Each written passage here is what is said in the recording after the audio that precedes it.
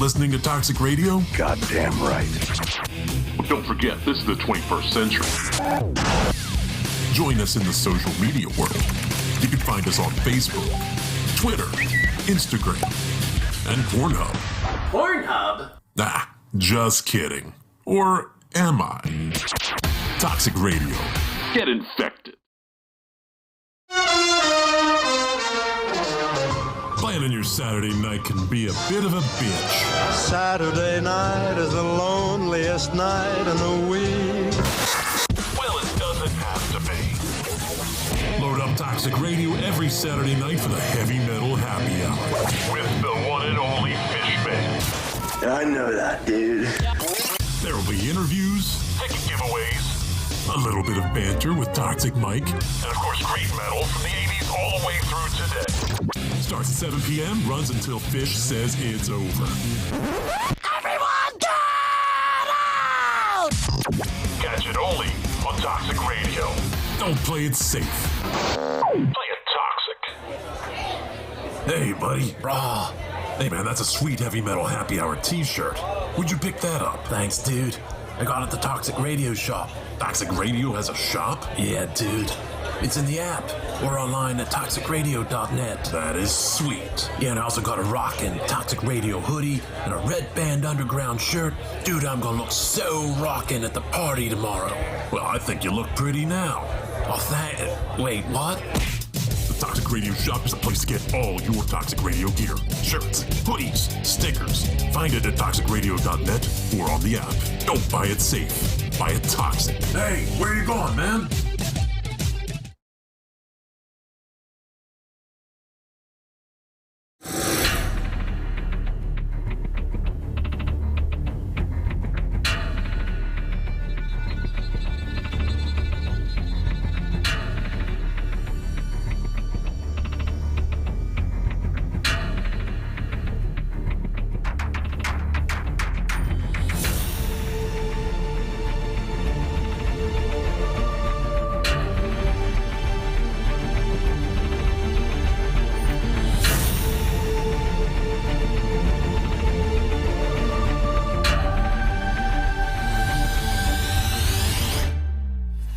Welcome to Paradelphia Radio. This is Rick Pruitt once again here in the Toxic Studios, and we are back with big show number 302. And this week we're doing some double duty. We have a special guest that we're going to introduce in a second here that is going to be on for a little while at the beginning of the show, and then we have a topic to discuss that is something I found that might be of interest to any cryptozoology fans. Especially ones that are looking for strange creatures right here in Garden State. And no, it's not the Jersey Devil, which was the most surprising thing to me, because that's all you seem to hear about in Jersey is the Jersey Devil, the occasional Bigfoot sighting. But this is something completely different, completely wacky. So we'll get to that in a little bit.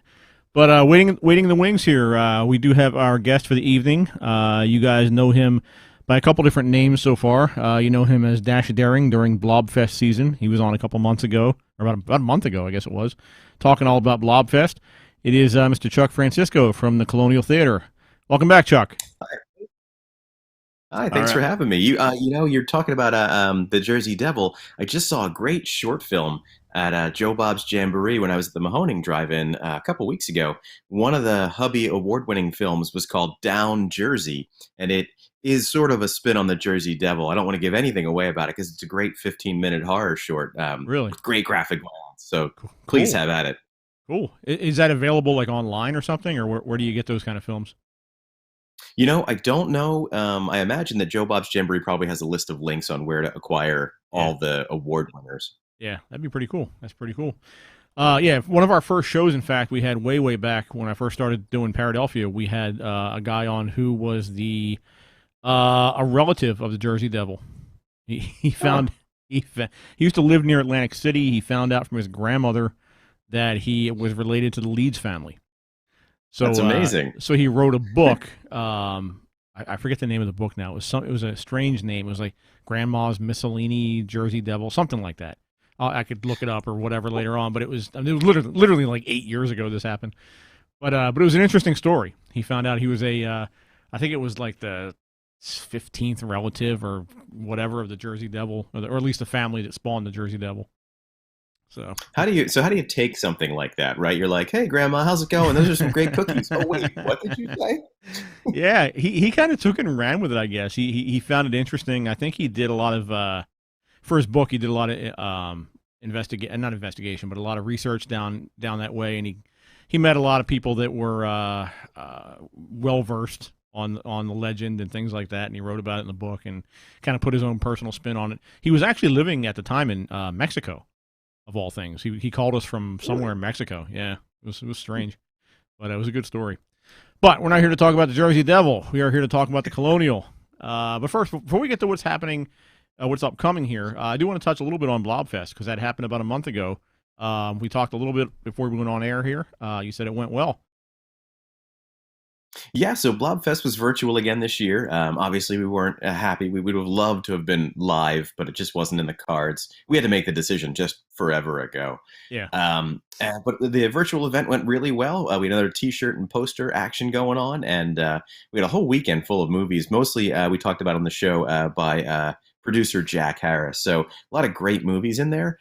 4 movies ending with the end turning into a question mark, Yeah. which I guess Jack Harris must have thought of as his sort of Hitchcockian signature on his movies. Trademark, yeah. Yeah, it was pretty cool. It was interesting. I was telling you, I was kind of back and forth. I was doing other things that weekend, but I kept logging in whenever I got home when I could spare a couple hours. So I got to see a couple of movies. Got to see the Saturday night, or was it Friday? It was Friday night. I think it was Mr. Lobo's spook show. That was pretty cool. That was that I saw that live 2 years ago. What's that? Did you see Equinox? Did you see the movie Equinox on Saturday night, I want to say? I did. I didn't see the whole movie because I got in late, but I did see some of it. Yeah. Definitely go back and check that one out. As a guy into cryptids and cryptozoology, that film's got a lot to offer you. Yeah, that's a weird one. Yeah, Mike's got some highlights of Blobfest here. I'm not sure if that was this year. Is that this year? Yeah, that is this year. Yep. Okay, there we go. Very cool. So Blobfest was a success as usual, and but we have exciting things coming up here because this month you have something coming up called Splatterfest #9, and the big thing about this one is the first one that you guys are doing non-virtual. First event you're doing non-virtual since COVID hit. So why don't you tell us a little bit about what Splatterfest is, what people are going to see? Just give us the whole rundown, man. Sure. So Splatterfest #9, sort of a bit delayed. We were originally to do Splatterfest 9 in 2020, but not to be. Splatterfest is shorthand for our all-night Italian Splatterfest. It is a 5-film endurathon of Italian proportions. We show Italian horror films, usually from the 60s through the 90s. And they're predominantly of the giallo Italian horror subgenre, which is they're sort of almost like horror movies mixed with detective procedurals. There's a lot of cops and detectives trying to figure out who did the crime, and they're usually very graphic and fun. This year we have a few that break out of that subgenre and go in a couple different weird and interesting directions. And we have the Deep Red Challenge going on right now. So if we pre-sell 255 tickets total before the 14th of this month, we're actually adding a 6th film on top of the 5 that were already. It'll be Mario Bava's Deep Red, which is a very, very popular and famous Italian horror film.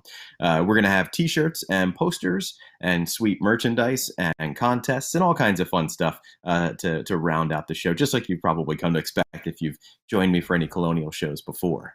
Very cool. Very cool. So the show, the whole thing starts at, what did you say, 7 o'clock? Did you say? 7 o'clock is the kickoff. You'll probably want to roll up early, though, because you're going to grab a prime seat. Yeah. And with potentially 6 movies, you're probably talking about what, 2-ish in the morning? You're wrapping up, something like that? No, I think we're going to be getting close to sunup, I think. Oh, really? It's an all-night thing. Okay. Mm-hmm. Okay. Yeah, you guys probably have intermissions and things like that, right? Yeah, there'll be at least one slightly longer intermission for folks to grab food and stuff. Okay. Very cool. So that's pretty cool. It's interesting that that is a thing all these years later. What kind of crowd? Like I know Blobfest people they're there are all about that particular movie, or even about like the old 50s and 60s horror sci-fi movies. But this is a little different. Like you say, it's kind of a hybrid between police procedurals and exploitation movies and that kind of thing of the early 70s.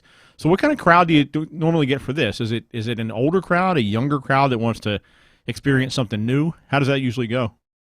Now, you know what's really interesting the way that you phrase that question is because when I first started going to these large events, I went to an exhumed film show with a very similar structure way back in probably 2000, Italian horror films, and they were really the ones that exposed me the most to just the wacky Italian horror and the slimy ones and the grotesque ones.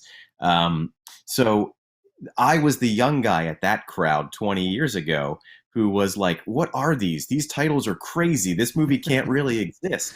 And now I'm the middle of that pack. I've moved along, and I'm sort of the middle part of the crowd's age, where a lot of people are around my age, coming because they love these movies. They know they're bananas. They want to see them with a crowd. And there's also the old heads who were the middle guys when I started going. So the crowd looks the same. It just moves through. It's dedicated horror fans.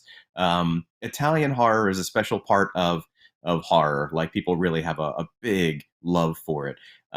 And Joe Bob Briggs, he gets demanded it all the time when he's picking movies for his show. It's a very popular selection. So I think you're looking at a horror crowd, but you're looking at people who also want to check out foreign cinema in I guess you would say its native environment. Yeah.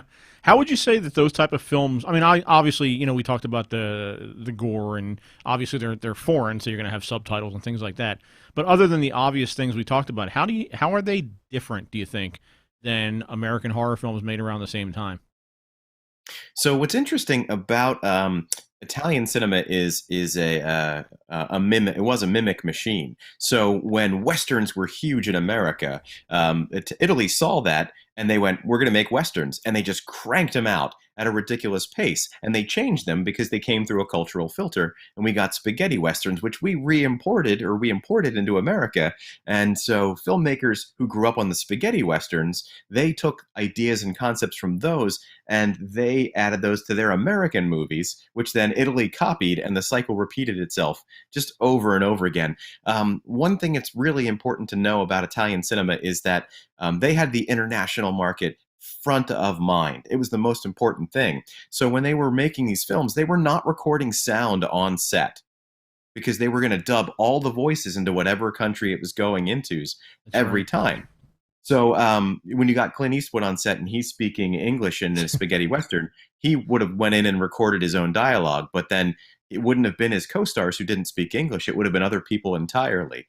So a lot of these giallo films that we love and Italian horror films that we love, they're dubbed in English. We're not used to reading them, old heads. We're not used to reading subtitles for them because we watch them with really bad dubbing. The bad dubbing is actually kind of part of the appeal.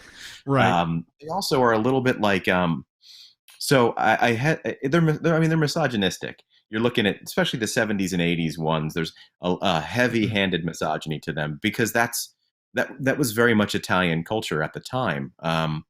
And so you sort of have to understand that it isn't the most glowing depiction of women or anybody really. Right. But what's interesting about the Italian films is that the killers in American films, like you've got Michael Myers, and we sort of almost, depending on which timeline you're following, we never sort of find out why he's doing what he's doing. He just does it. You got Jason, who's killing camp counselors for having sex and doing drugs. Right. But Italian killers, it's all psychosis driven. It's all sexual repression drove them to kill, or some kind of awful abuse as a child, and you'll usually see that in a flashback, but you won't know who the grown-up version of the person is, who the killer is. They're very interesting and different, very different. If you've only watched American horror movies from that time, it's a completely different trip to go down Italian. Yeah, it is. It's you're right. The movies themselves are they're, if you don't follow them closely, sometimes they get a little tough to follow, because they kind of jump around a little bit. So I think seeing them in a theater, you're obviously a captive audience, so to speak. So you're there watching. But I've always found those kind of movies are tough to watch at home because I'm so distracted by everything. And if you miss 5 minutes, you're like, well, wait, why is he doing that? What just happened there? 6 people have been killed, and I only met 3 of them. What is happening? Right. And it's funny. I forgot about the dubbing, but yeah, I did hear that before. That they just cut out the sound and just did the video. Excuse me, and then dubbed in whoever happened to be a voice double for whatever country they were playing them in. It's interesting. Yeah, no, and it's brilliant too. It's a money saver and get you ready to go right on all the different international distribution markets. Yeah, I was going to say it's in a way it's genius because you have that ability to be flexible with whoever wants to buy the film. Okay, well we'll dub in German voices or whatever, So it's interesting. So a couple of the movies that you have lined up here, I'm looking through the list. You got one called Burial Ground on 35 millimeter, and Dr. Butcher on 35 millimeter. So 35 millimeter films, I've heard, and you would know better than I would, but I've heard they are a unique experience compared to any kind of a digital film experience. So how is that? Why do you think that is? So do you want me to start with the physical qualities or the sort of ephemeral nature? Because I'll just start going if you just whichever you like, man.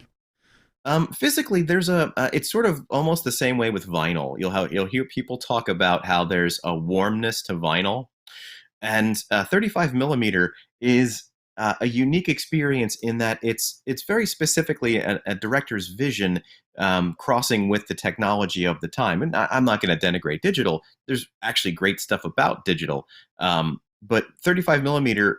I guess when I was growing up, and these Italian films, you couldn't get them. You would get like a 3rd or 10th generation VCR dub from somebody who got it imported out of the back of a magazine. So you would see like really bad quality. So when we finally got to go see movies in the theater, like people were starting to re-show those movies in the 90s, they would be, you'd have very prominent scratches on the film, and it sort of became like a nostalgia thing, almost like the dubbing. The dubbing is bad, and sort of some of the degradation on the film is bad, but at the same time, it's a comfort. You're like, people have watched this movie before, hundreds or thousands of people. There's light coming through a physical object to project this image, and it's almost like I don't want to start like sounding like I'm just way out of my mind, but I tend to think of it like you're watching light come through a piece of celluloid and blast hundreds of feet onto a screen, and the light's bouncing off that screen and hitting your eye, and that's how you're understanding what's happening.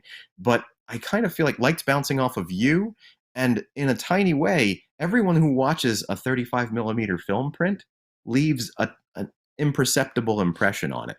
And we're sort of experiencing that. We're part of that culture when we watch 35 millimeter. Digital's great for things that you can't get on 35 millimeter. Restorations of things that aren't available or are lost.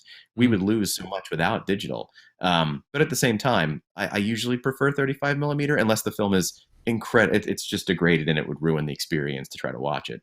Right. Yeah. And people are very, very protective of 35 millimeter films. Like I know the Beverly Cinema out in near Hollywood. They are very famous out there for the fact that they run strictly 35 millimeter films in their cinema, and it's just a little place. I think they seat like 80 people or something like that. That's Quentin Tarantino owns the New Beverly. Oh, does he own that? Okay. Okay, I didn't know he owned it. He's a prolific film collector himself, so they're usually showing movies right out of his collection. Yeah, and it's a different look, and you don't get that anymore. It's kind of like when I talk about, a few times I've talked in the show about drive-in theaters and how there's just a different atmosphere. There's a different experience that you have when you're watching a movie at a drive-in. And if you haven't gone to one, you don't really know what I'm talking about. You have to see it to understand it. And I think the 35 sort of like the background, right? Sort of the background noise that you don't notice until it's missing. Yeah, and 35 millimeter is kind of the same thing. Like it's hard to put into words until you see it, and then you're like, oh yeah, because nobody knew the difference back in the day. That's all movies used to be on 35 millimeter, so that was kind of the standard fare, so to speak. And it does. It looks a little degraded. So it's anybody who's young and has grown up on digital movies is going to look at it and go, "Oh, that's a washed out version of that movie visually." But it's not washed out. It's just the way that film stock carried the movies, or projected the movies. So, and it's not all films either. Tomorrow evening we're showing Friday the 13th Part 2, and I've seen photographs of we previewed the film to make sure that it worked and there were no problems. And the film print for tomorrow night is pristine. It's gorgeous. Like, just from the still shots, I could tell that this was stored really well. So it's really a matter of storage. A lot of the more rare stuff, like this Italian stuff that we're showing, isn't as easy to get in a well-stored way that you would have gotten with a big studio picture like Friday the 13th. Yeah, yeah. So all in all, it sounds like quite the film-going experience. What if you didn't say this already, I'm not sure, but what date is this happening, and how can people get tickets? Yeah, so it's going to be Saturday, August the 21st, and it's going to be start at 7 o'clock at night. We've got 5 films in total right now. We've got Burial Ground as our first film, which, just if I can make it a quick aside, Burial Ground is the kind of movie that it leaves a stamp on your mind, and it has several sequences which are so shocking, and I know people are like, it's shocking. This film has several sequences which are so shocking that I actually get up from my seat and I sit on the staircase up to the stage below the screen so I can watch the audience faces when the sequences happen. That's great. And that's how we're starting you off. That's our first movie. Dr. Butcher, MD is our second movie. We've got Nightmare Castle, which is a gorgeously shot 1965 black and white film. If you ever were like, I don't understand Gothic or black and white, why do people care? Nightmare Castle is an amazing film to take that veneer off. Then if you're like, oh, these people are showing us classy movies, we show Killer Crocodile to change your mind. And we finish that up with a movie I've wanted to show since the first Splatterfest, Killer Nun, which is Anita Ekberg of La Dolce Vita, and it is just an absolute exploitation film. You need a bath after watching this movie, a shower. So you can buy tickets on the Colonial Theater's website. They're only $25, and it's the Colonial Theater with an RE.com. And if you buy your ticket in advance by the 14th, you're helping us out. If we get 250 pre-sales, and we're close, we're adding a 6th film to the end, and it's Deep Red by Mario Bava. Great movie. Nice. Yeah, I think I'm going to try and head up there that weekend with my nephew Jackson. It came up to Blobfest a couple years ago. He's still into all those. He's going away to college soon. He's still into all those old movies. So I brought that up to him a couple weeks ago. He's like, "Oh yeah, that's great." get a room in the hotel downtown, and you could just walk out of the theater, and it's like a half a block up. Right. So it sounds like a fun night. So hopefully we'll run into you up there and have a great evening. And I don't know if you want to say anything about anything in the future, but you mentioned that you guys might be thinking about doing some more live events toward the end of the year, which sounds pretty exciting. There's a whole bunch of things we just were talking about that we're working with our booker on to confirm all of the final details before we can tell you, but it's coming quick. So if you're not following the Colonial Theater on Facebook, you definitely want to. There's a whole bunch of events. We've already brought back all of our normal repertory cinema. So every Sunday we have classic films again like we used to. That just started. We've got our horror and cult are back, and we're launching action cinema in September. We wanted to do this last year, but we couldn't. We're kicking it off with Terminator 2 on Saturday, September 11th, I think. Very cool. So once again, August 21st, go to thecolonialtheater.com. Get your tickets by the 14th, which I believe is about 9 days from now. 9 days from now. And we will hopefully see you all up there at Splatterfest, and then, God willing, we'll do some live events with you guys at the end of the year. Maybe we can talk to you again about some upcoming stuff toward the Halloween, Christmas, end of the year season. I would absolutely love that. Thanks for having me on. You guys are great. Absolutely. No problem, Chuck. Thank you for coming on. Cheers. All right. That was Chuck Francisco from the Colonial Theater. And again, Splatterfest is happening in about a little over 2.5 weeks, I guess. Yeah, about 2.5 weeks. Saturday the 21st. So go on to thecolonialtheater.com and get your tickets. It sounds like a crazy night. I didn't realize it went as late as it does. I was kind of thinking, I don't know why I wasn't thinking about intermissions and stuff, but I was putting 2 and 2 together and coming up with maybe 7-ish hours worth of movies, but it makes sense to kind of have breaks between. So, yeah, it's probably going to be an all-nighter. That's because you don't take pee breaks. Yeah, well, when you get older, you take a lot of pee breaks, let me tell you. That's one of the downsides of getting older. You take a lot of pee breaks. So I'm going to need those intermissions. But yeah, it sounds like fun. Sounds like something you might be into, Mike. You would like these kind of movies. So, I mean, we've talked about it before. I mean, the Toxic and Toxic Radio came from my gamer tag, which came from the Toxic Avenger, which was kind of the B horror flick kind of thing. And that's what that kind of seems like. I mean, I was looking at that, 100%. Let me scroll back to it. Looking at this image right here is what really sells me on I'd be down with this kind of event. That sells me 100%. It looks like the original Lake Placid, only gorier. And then I mean, Killer Nun. Killer Nun. I mean, you grew up on the Flying Nun. We have the Killer Nun. Oh, I didn't grow up on the give me a break. The Flying Nun. How old do you think I am? You didn't grow up on the Flying Nun? I didn't grow up. That was my mother grew up on the Flying Nun. Christ. The Flying Nun. And then the Butcher MD. Yeah. I mean, during today's society with everything going on, that's what we need. So no, I was watching this and I'm like, this is really, really cool. I was trying my darndest to find like images online of like people, because Blobfest has like a ton of images of people there, because it's like a whole event and there's vendors and there's everything. So I was trying to find. I couldn't find many pictures. I'm very shocked. Well, it seems like, even though it's just like movie night, with the name like Splatterfest and with it being number 9, like, it seems like a whole event that people look forward to. Oh, I'm sure it is. Yeah, I'm sure it is. Yeah, I tried. Like I said, I was going to go up there 2 years ago, and then I got all my medical crap hit right around that time. Mm-hmm. And of course, last year was COVID, and so this year, I'm really going to try and get up there. And again, it's the first live event they're doing up there since I guess since the Blobfest that I was actually at. I suppose. I'm not sure. I'm not sure if they did another live one later that year or not. I don't remember, but or no. I guess Splatterfest was live. I just didn't go to it that year. Is definitely something that my girlfriend would be into, because she is really into horror, and sadly, with old age, my thirst for horror went right out the door, and I don't like to watch anything with murder or blood or guts. What's wrong with you? I literally... What are you, 80? I don't know what happened.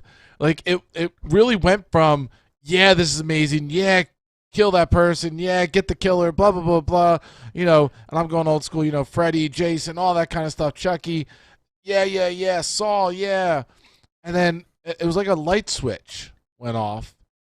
And I couldn't watch any of the, like, Saw, like, the murdering or the killing or breaking bones or anything. Really? But not only that, I lost any ambition to want to watch a horror movie in any way, shape, or form. Like, you look at me and go, I've got the latest horror movie, or the latest horror movie's out, Mike, let's go, I'll pay your ticket. I'd look at you and go, no, I don't. Not a chance. And it's so weird, because I love going to Monster Mania Con. Yeah. And we've gone to that one as well a few times. I love going there. I love the culture. I love the people. I love the love that everybody has for the horror movie and the horror genre there. But I walk around going, I hate everything about horror movies right now. If anybody here found out that I hate horror movies as much as I hate them, wow, I'd probably get my ass kicked. You bury your face in your girlfriend's shoulder when the scary parts come on, don't you? Oh, so we can't even get to that part because I won't watch it. We can't. We can't even get to that part because I won't allow them to be turned on. So every time, like, a horror, there was recently some kind of trailer for a horror movie that's going to be in theaters, and she just looks over at me with this disgust and disappointment, goes, I'm going to have to get somebody else to go with me, aren't I? And I was like, yes, you are. And it's crazy because of thing like Splatterfest, and I love it. I really do. Well, if you can man up a little bit, you can come and come with Jackson. I mean, I might have to bring my VR headset so when the bad parts happen, I could just go somewhere else. Find my happy place. Where'd the bad movie touch you, Mike? Exactly. Why's that guy got a VR headset? He's finding his happy place. But the best part is happening. No, it's not for him. He's watching porn. You just see me. I got to put the microphone down. You just see me out of nowhere going like this, and everybody wants to know why. What's he doing? He's grabbing the screen. He's not grabbing the screen. But I mean, I would definitely go just because it's at the Colonial, and between you and between Chuck and between the conversations you guys have had back and forth and all the times he's come on, it really is like a destination that I haven't been to yet that just sounds like so much fun. Yeah, it's a neat theater. It really is. I mean, Blobfest, I think the reason the pictures aren't as prevalent with this is Blobfest is a whole, it's like a block party. It's a gigantic block party that takes place outside the theater, down the road, and so forth, where this is just like you buy your tickets and you go into the theater. So there's not really a lot of, I don't think, opportunity for pictures because you're in a dark theater for most of the evening, I guess. It's definitely something that, if they wanted to, parlay it into some kind of a horror fest or block party. Oh, I'm sure they definitely could. do that. They probably could. I mean, because like we said, Monster Mania Con, they do movies at night. Yeah. That whole weekend. I think they lead up to Saturday night when they do Rocky Horror Picture Show, but definitely doable. Rocky Horror, man, I haven't gone and seen that in forever. Well, here's a plan. I'll go up there. We'll cover it for Paradelphia. I'll take some pictures, and we'll be the only one. When people Google Splatterfest, they'll see our pictures because there's brilliant. Because there's no other picture. And we'll dress you up as Dr. Frankenfurter. Sure, why not? I have no idea why that's part of this conversation, but because you'll stand out. Oh, I'll stand out. Yeah. No, but I love that idea. And we'll put them up. We'll tag them all. Because I was perusing Google and found nothing. Yeah, that's all right. We'll get them up there.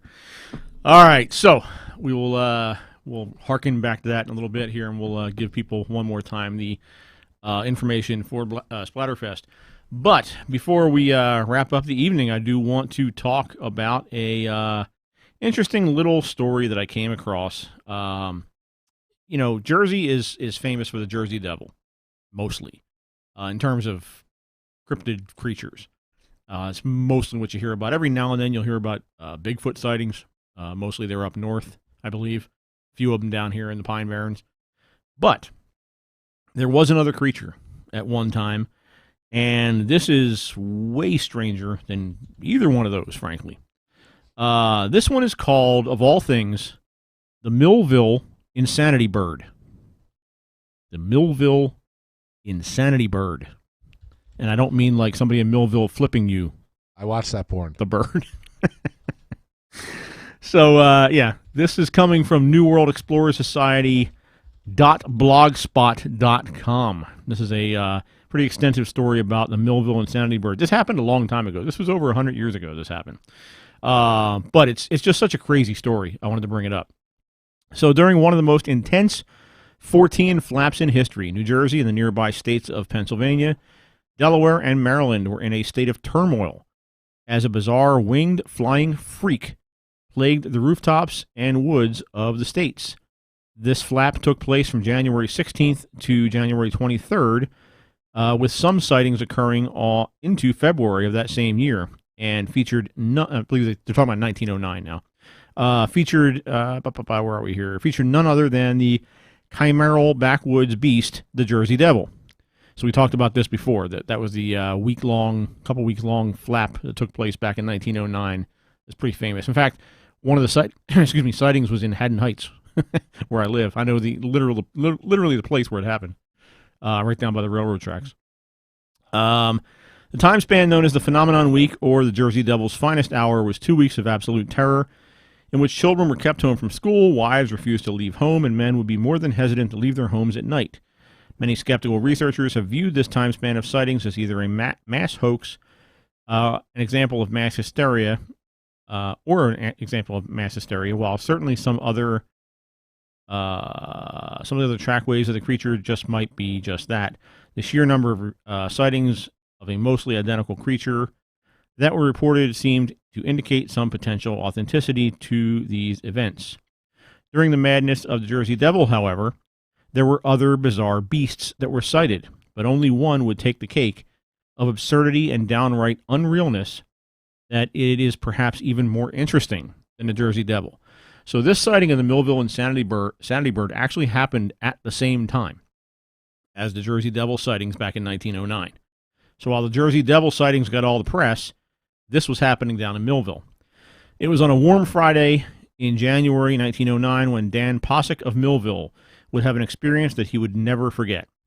Dan was doing his outdoor chores on his property, certainly either smirking or fearing about the chance of encountering the bizarre monstrosity that had been making the rounds through the state. It was while out in the yard that he began to hear a heavy thumping of footsteps in the backyard. This would have been alarming enough, but all this would be exacerbated by the sound of someone calling his name. Dan proceeded to turn around, and it was in that moment he encountered, quote, one of the strangest freaks of nature, or a monster straight from the bad place, because we couldn't say hell in 1909. Shut your mouth. There, standing before him, was a creature like a bird. It towered an enormous 18 feet in height as it looked down at him. Dan froze as he stared up at the monstrosity in a scene that truly mimicked something from Jurassic Park, when all of a sudden the voice he heard earlier returned. The voice came from the hooked, bright red beaked maw of the monstrous beast before him, and it uttered the words, "Where's your garbage can?" Dan stared both confused and horrified by the request and proceeded to slowly back away from the bizarre bird. The bird watched as Dan slowly turned and began to sprint away. Dan thought he was in the clear until he felt a sharp, vice-like grip around his body. He looked down, and there, staring up at him, was the bird's terrible eye. Its enormous beak wrapped around his torso, and he knew how a worm surely felt.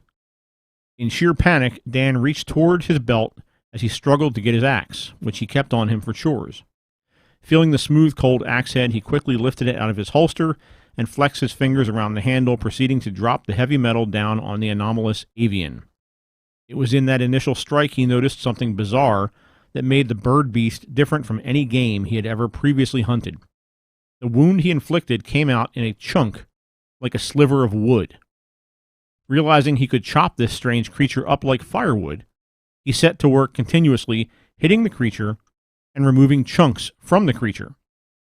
The creature proceeded to unleash Dan from its maw, slowly working his way up to his head, began to whisper something in his ear.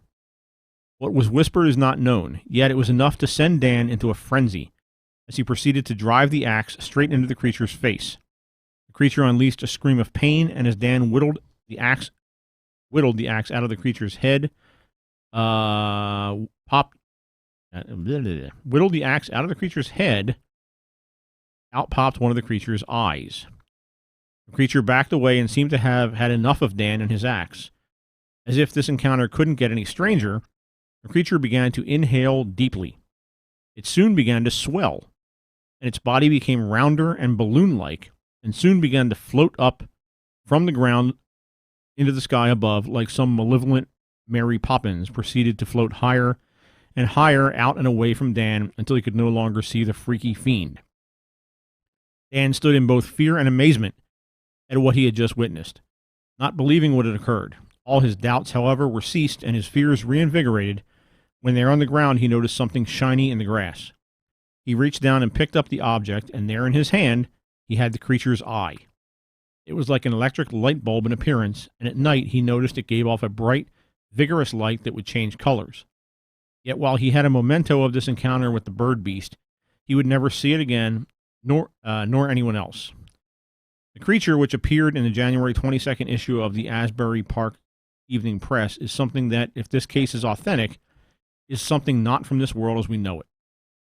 While this website focuses primarily on cryptids, from a hominid or animal viewpoint, there are cases that seem to expand on the idea of what a cryptid could be or is, and this is one such case where an earthbound animal, at least from what we know of, simply cannot be what was seen.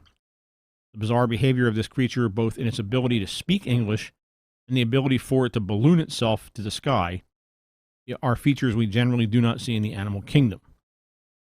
Another element that hints at something else entirely is the fact that when Dan proceeded To hack away at the creature, it splintered like wood. This is extremely bizarre, and unless it's some colorful way to describe how the flesh looked as well as the eye as he attacked the creature, seems to plainly state this creature did not have an anatomy similar to any conscious organism that we know. With that said, there are several possibilities of what this creature might be. Starting off skeptically, it could have been a case of yellow journalism.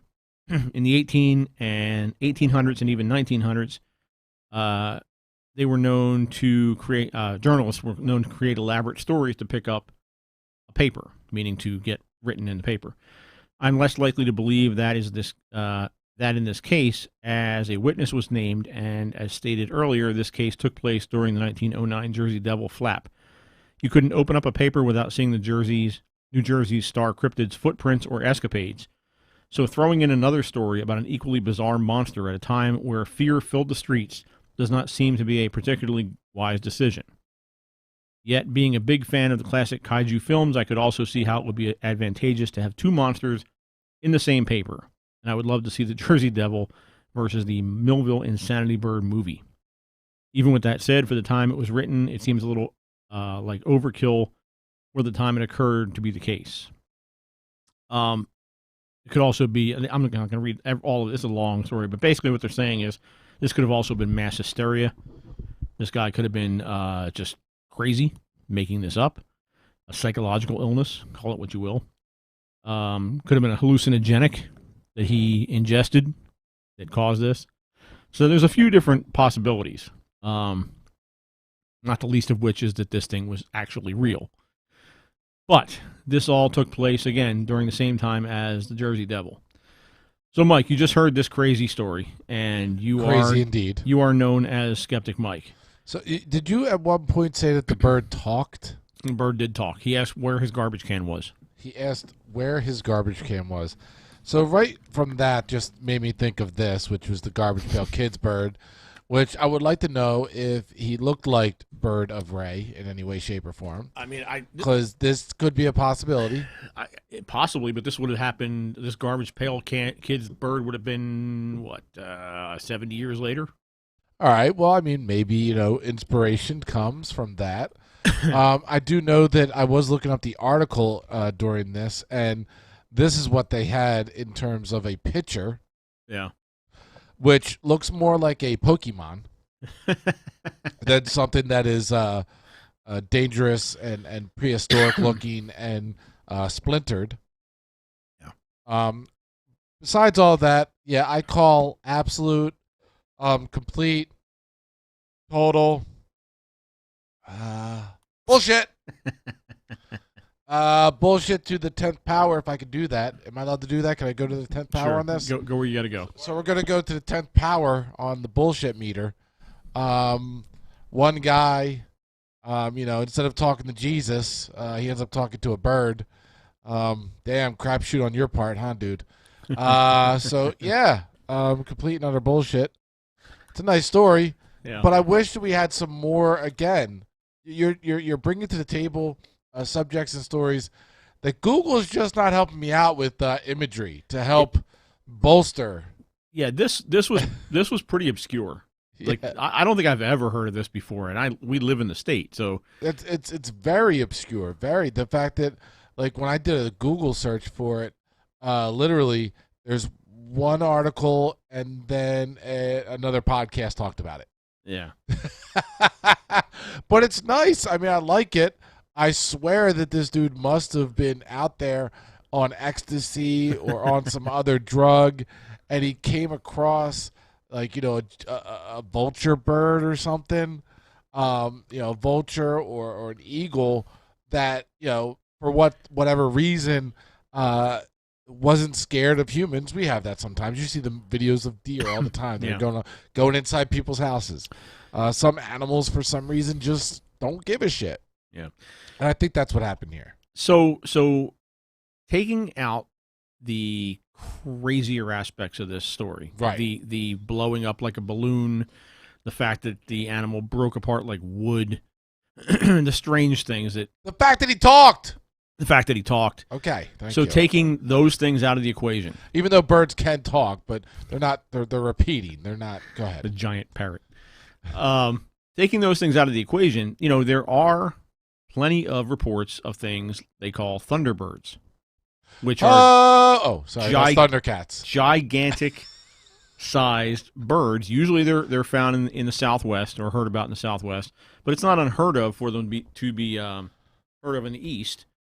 And on top of that, if you want to get a little bit crazier, there are giant birds, absolutely. If you want to get crazier than that, there have been, and if you look, you can look this up on YouTube. I've seen videos of this, but there are people who swear up and down that they have seen pterodactyls flying. I don't know about. I mean, I've seen stuff like that. We have also talked on other previous episodes of shows here about box bats and how crazy those things look. But this thing was 18 feet tall. That's not a fox bat. I mean, a fox bat's huge, but I mean, you're like about 18 feet tall, right? Almost close. How do you look up I can't even spell pterodactyl. It starts with a P. Pterodactyl. Pterodactyl. Pterodactyl. Pterodactyl. Just use spell check, man. Does that work? Pterodactyl. Pterodactyl. The patera is silent. Patera. Pterodactyl. Why would it do? Why is it doing that? We've now turned into a spelling podcast. Why is that a thing? It does not start with a P. It does. What? It does. Why? Just because they want to fuck with you. That's not a thing. So, pterodactyl. So anyway, yeah, but there have been stories, and people have. There's videos out there, and again, you always. I've said this on social media a couple times in the last 2 weeks. I've posted a couple different things. One was a Bigfoot story, and the other one was something else. I forget what the other one was. UFOs, I think it was. But you can always say, nowadays, something could be faked. You can always say, well, that could be manipulated, that could be photoshopped, that can be edited. And yes, of course it can. Because, 30 years ago, 40 years ago, the average person didn't have the ability to do stuff like that. It was only, Steven Spielberg and those guys, making movies had the ability to do that. Now we do.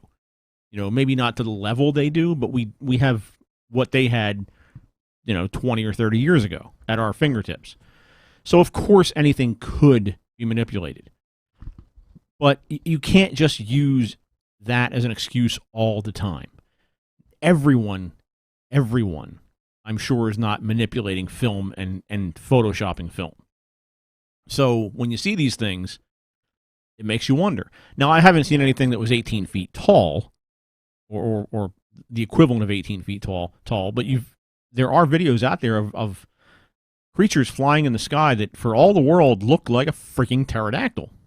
Everything you would imagine a pterodactyl look like, that's what, there's one right there. Now, is that faked? It could be. Sure. Of course it could be. Is it? I don't know. Yeah, another one there. So, I don't know what to say about that. Because, of course, it could be faked, but everything could be faked. No, it isn't fake. You think it's not? Do you think this is not fake? No, you know what isn't fake? What isn't fake? What's that? Some dumb ass decided to put a P in front of a T in pterodactyl. That's what isn't fake. Some dumb ass went, the English language, that's great and all, but we're going to call this thing a pterodactyl. How should we spell that, Steve? T-E. Should we throw a P in there? Why not? Why not? Someday Mike will try and spell this on a live podcast. But the P isn't going to be pronounced. It doesn't mean anything. Yeah. It'll fuck people up when they try Google later on.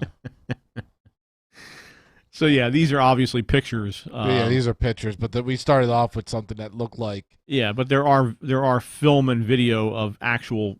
I'll try and find some more. Yeah, like real people posting things. It took me a online. while to figure out what the actual spelling was. But getting back to the story, if why he would...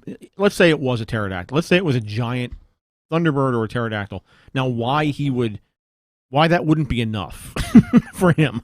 Why he would then go the extra yard to say, talk to me, or it broke apart like a piece of wood, or I don't know. I'm not sure why somebody would go that route and push it that far if that really did happen to them. You would think that a giant bird would be enough.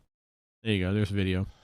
This is a weird ass video, and he does like a little head tilt down. Right. I don't know why he's doing that. Right. So that's what I'm saying. Like, I mean, I don't know. I mean, it could be a different type. It's a big bird, whatever it is. I don't know if it's pterodactyl. It's a big ass bird. It's got that long, skinny neck. It's got that head. Yeah. It looks like what scientists have put together from the bones of actual pterodactyls. I'll be honest with you. You are introducing me to a whole new world. I've never seen this footage ever. Look to the skies, Mike. Yeah, please look to the skies. I've seen this stuff. This stuff on your show has been brought up, where you see the old timey kind of guys looking like they just defeated the pterodactyl, which I think is 100% BS. That video we just saw, and I'm pretty good with my BS meter in terms of like video and being manipulated. This total manipulation, that last one, I wonder what the hell that is. This picture here, I think, was taken down the shore at old time like, pictures. Yeah. You know, the one down on the boardwalk. You get dressed up as the colonial guy. Yep.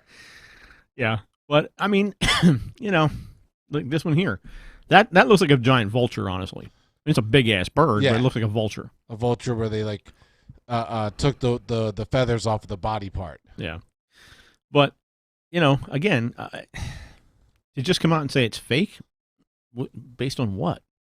Like based on the fact that you don't want to believe that it's real, because who knows? You know. I've always, I think I've said it to you many, many times. I'm all about that. Who knows? You know, the universe and this and that and the whole thing. I'm all about that. But when it comes to like this kind of stuff, I just feel like with so many people, so many cell phones, so many recording devices, and so many people that literally do look up to this guy. We would have more. We would have more. Maybe. Don't you think? Maybe.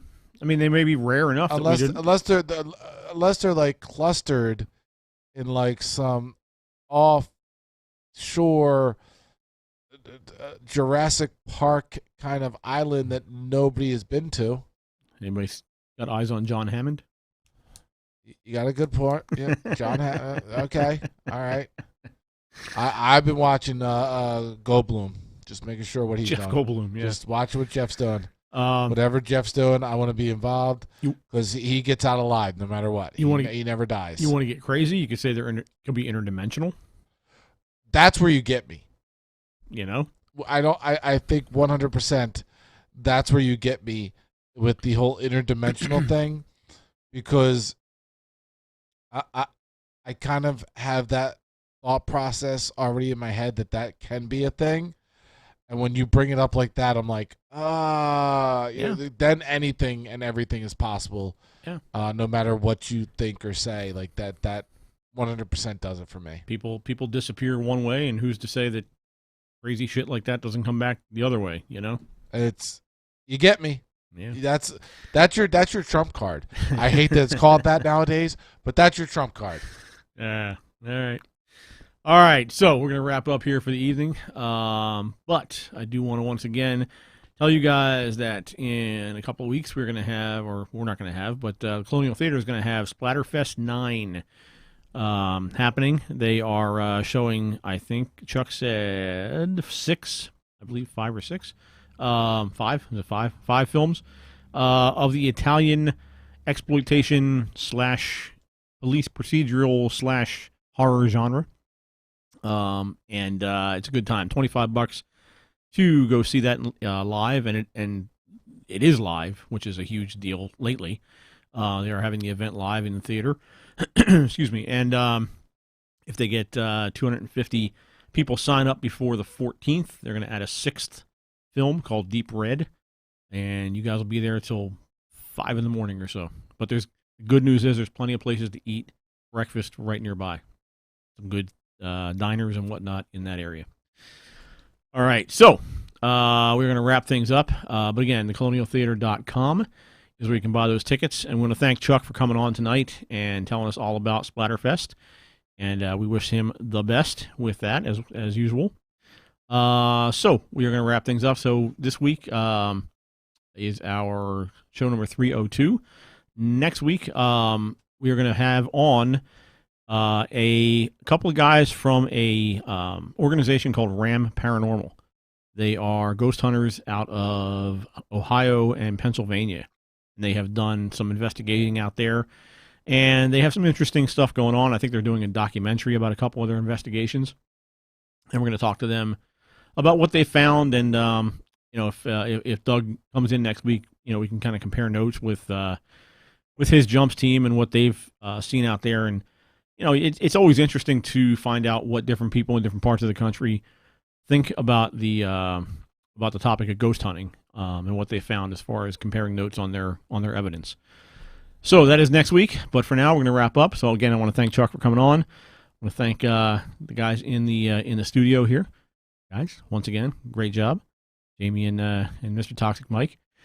All right, so for Jamie, Toxic Mike, for Chuck, I am Rick Pruitt. We are Paradelphia, and we are out of here.